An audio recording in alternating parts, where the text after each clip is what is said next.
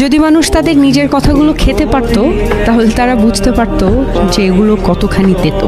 মানুষের মুখে বলা কথার একটা আলাদা শক্তি আছে।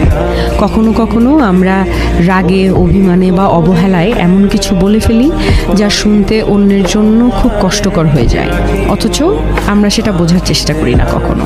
কিন্তু ভাবুন তো, যদি একদিন সত্যি আমাদের নিজের বলা কথাগুলো খেতে হতো, তাহলে কেমন লাগতো?